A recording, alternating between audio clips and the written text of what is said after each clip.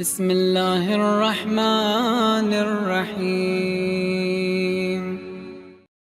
میں نے کہا ایک سوچ جب بنتی ہے تو یہ سوچ ایک دن میں نہیں بنتی۔ 30 سے 35 سال شامیوں پہ کام ہوا، سمجھو 30 سے 35 سال ایک بہت بڑا عرصہ ہے، ایک نسل جوان ہو جاتی ہے۔ اور تبھی جب یہ کربلا میں آتے ہیں اور امام حسین ان سے سوال کرتے ہیں، کیا میں نے حلال محمد کو حرام کیا؟ کیا میں نے حرام محمد کو حلال کیا؟ اگر قتل حسین جائز ہوتا تو شریعت کو پامال کرنے کی وجہ سے۔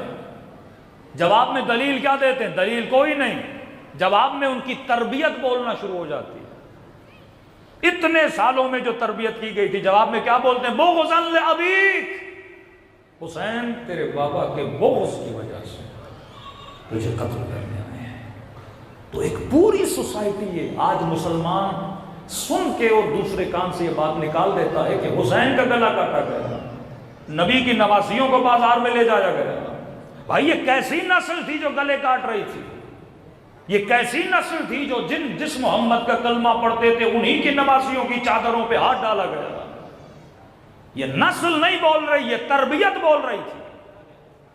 اور آپ یہ بولو کہ پاکستان میں ایسا ماحول کیوں بنا ہوا ہے؟ میں کہتا ہوں یہ تربیت ہے جو 1970 سے شروع ہوئی۔ اگر شیعہ نے کام کرنا ہے، اگر ماحول کو بہتر بنانا ہے تو ہم نے پھر سے ایک نسل کیا کرنی ہوگی؟ تیار کرنی ہوگی۔ نسلیں پروان، ایک دن میں کوئی بھی نسل تیار نہیں تھا۔ آپ یہ بولے پاکستان کہ لوگ ایک دن میں سدھر جائیں، یہ نہیں ہو سکتا۔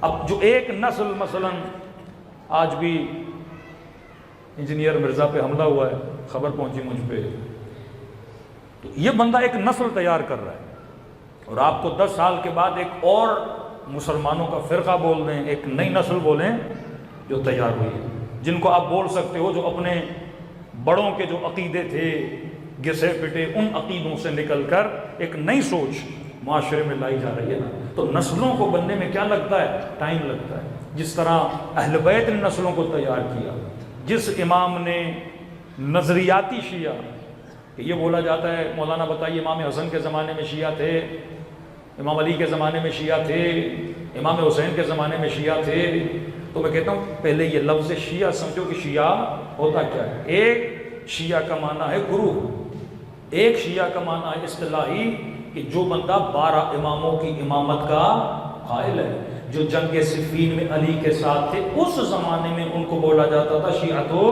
علی۔ دوسرے شیعہ تھے شیعۃ عثمان بولا جاتا تھا۔ لیکن ان کو جو شیعۃ علی بولا جا رہا ہے، یہ وہ شیعہ نہیں جس طرح تو آج کا شیعہ ہے۔ آپ علی ابن ابی طالب کو امام مانتے ہو، وہ علی کو چوتھا خلیفہ مانتے تھے، لیکن اصطلاح عام میں ان کو کیا بولا جاتا تھا؟ شیعہ بولا جاتا تھا۔ لیکن اس طرح کے شیعہ نہیں جس طرح کا سلمان شیعہ ہے، جس طرح کا میثم تمار شیعہ ہے، جس طرح کا مالک اشتر شیعہ ہے۔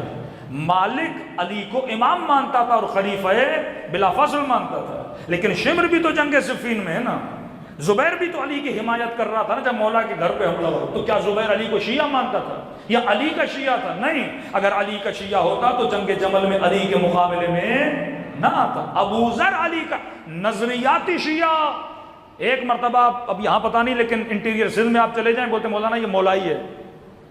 تو مولائی میں اور شیعہ میں فرق ہے۔ مولائی وہ ہے جو آل رسول سے پیار کرتا ہے، دشمنان اہل بیت سے بھی نفرت کرتا ہے، پر شیعہ نہیں ہے، اس کی نماز اور ہے، اس کا جنازہ اور ہے۔ لیکن ایک ہے شیعہ جو فقہن بھی شیعہ ہے، نظریات کے اعتبار سے بھی کیا ہے؟ شیعہ ہے۔ اب مولائی بھی ایک درجہ ہے، خدا اسے بھی اجر عطا کرے گا۔ تو یہ کبھی مت بولا کریں۔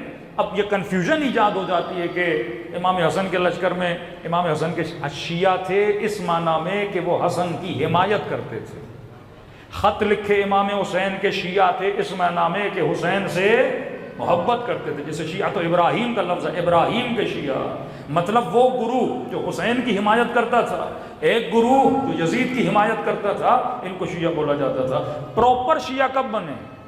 جیسے آپ شیعہ ہو، 12 امامی، نظریاتی طور پر بھی فقہی طور پر بھی، یہ شیعہ بنے 5ویں امام اور 6ٹھے امام کے زمانے کے بعد۔ گولڈن ٹائم آف تشیع، شیعوں کا سنہری وقت کہ 5 اماموں نے محنت کی. ایک عالم دین نے ریسرچ کی, وہ کہتا مجھے سمجھ نہیں آتی, چھٹے امام جب لیکچر دیتے تھے 2 سے 2.5 ہزار لوگ امام کے لیکچر میں آتے تھے, کہ یہ اچانک سے 2-2.5 ہزار لوگ, 4 ہزار لوگ, اتنی تعداد کہاں سے آ گئی؟ جبکہ امام نے ایک نیا مکتب کھولا اور اچانک سے اتنے شیعہ کہاں سے آ گئے؟ فرمائیے زحمت تھی امام زین العابدین کی. کیسے؟ کہا امام زین العابدین سے آپ کو سب سے زیادہ کیا ملتی ہیں؟ دعائیں ملتی ہیں. کوئی بڑے خطبے نہیں ملتے, کوئی تبلیغی بڑی باتیں امام سے نہیں ملتی, کوئی درس و تدریس امام سے نہیں ملتی, زیادہ تر امام نے کیا پڑھی ہیں؟ دعائیں پڑھی ہیں. تو لوگ سوال کرتے ہیں کہ امام نے تشیع کے لیے, دعا پڑھنا ایک اللہ کے ساتھ راز و نیاز ہے, تشیع کی تربیت کے لیے امام نے سب سے بڑا کام کیا کیا؟ ایک تو دعا میں امام نے سب سے بڑا کام یہ کیا کہ اس زمانے میں صلوات سے آل کا نام نکال دیا گیا تھا, اور آپ امام زین العابدین کی دعاؤں پڑھو کہ ہر ایک لائن کے بعد وہ صلوات بھیجتے ہیں, کہ اس زمانے کے لوگوں کو عادت دلائی کہ جب بھی صلوات پڑھو تو محمد اور آل کو ملایا کرو, جدا نہ کیا کرو. سب سے زیادہ جس امام نے غلام خریدے ہیں وہ امام زین العابدین. ایک عدد کے مطابق کسی نے لکھا 20,000 کے قریب امام زین العابدین نے غلام خریدے, 2,000 سے 20,000 کے قریب.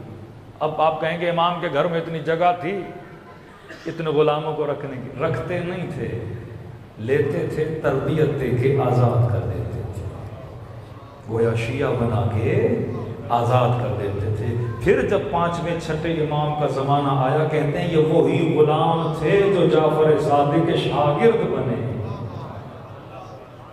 نسل ایک دن میں تیار نہیں ہوتی. پروپر شیعہ جو نظریاتی شیعہ بنے وہ کب سے بنے؟